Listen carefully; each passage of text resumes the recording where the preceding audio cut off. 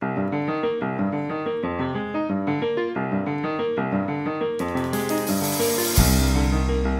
buenas tardes a todos. En primer lugar, muchas gracias por la invitación.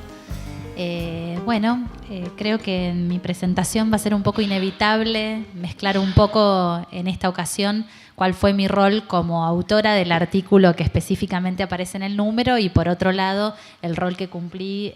colaborando con Gladys en la coordinación temática del número. En ese sentido, entonces, nos pareció desde el primer momento que era necesario que existiera un primer artículo, un poco de presentación, que pudiera en cierta manera dejar en claras ciertas cuestiones de un continente tan amplio y tan diverso. En ese sentido, como comentaba recién Gladys, nos habían dicho que podían ser hasta 24 autores. Convocamos a 24 personas pensando que quizás alguna podía quedar por el camino y en el resultado final finalmente fueron 24, lo cual hacía que realmente fuera mucha gente, un trabajo muy arduo, de mucha coordinación, muchos mails. Y entonces, bueno, ahí es cuando empezamos a pensar, es importante aclarar que obviamente yo no soy especialista en toda Asia, o sea que en ese sentido era un desafío importante ver cómo se podía hacer esta presentación. Yo particularmente desde hace varios años hago el seguimiento de India específicamente,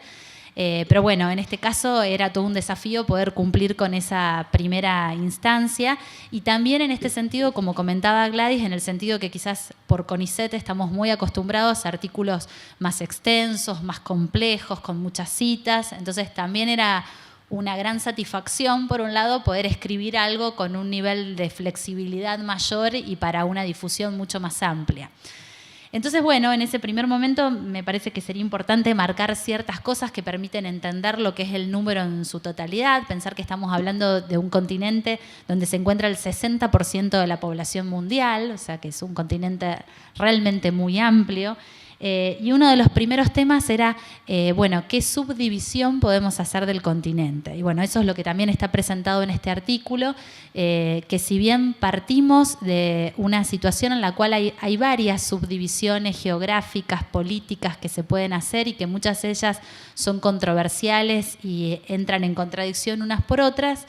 con otras, en este sentido lo que me pareció importante fue considerar el criterio que tiene Naciones Unidas para dividir a la región y por eso la dividimos en 5 regiones y desde un primer momento los distintos artículos de los autores empezaron a subdividirse según escribieran en cada una de estas regiones. En ese sentido, entonces, la región incluye 47 países, el continente asiático, y las 5 regiones serían, por un lado, Asia Central, Asia Oriental, Asia Meridional, Sudeste Asiático y Asia Occidental. En ese sentido, una primera aclaración que me parece importante hacer es que no consideramos Asia septentrional, que sería haber tenido en cuenta a Rusia,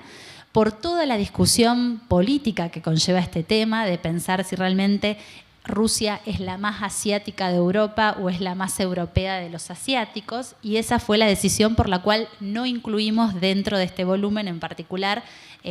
algún artículo que tuviera que ver con Rusia, lo cual también me parece importante aclararlo. Y bueno, en ese sentido, como todo, me pareció importante empezar a pensar, ¿cómo surge Asia? Sabemos que desde el punto de vista territorial, en términos estrictos, el continente es Eurasia, es decir, Europa unida a Asia, pero que por distintas razones políticas, históricas y culturales configuran 2 continentes separados, que el término Asia quiere decir hacia el este, o sea, el lugar desde donde salía el sol, en contraposición a lo que es Europa, que quiere decir ocaso, el lugar donde se ponía el sol frente al desconocimiento del descubrimiento aún en ese momento del continente americano. Y bueno, y en esa contraposición me parecía importante poder presentar brevemente, que no lo voy a hacer acá,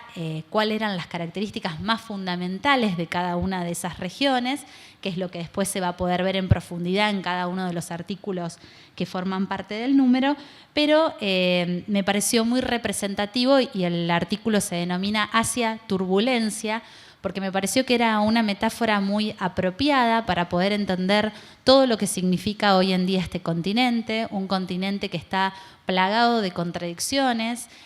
cuna de los mayores temores del terrorismo internacional y al mismo tiempo cuna de una de las cuestiones más pacíficas y de la democracia más importante del mundo, como es la India.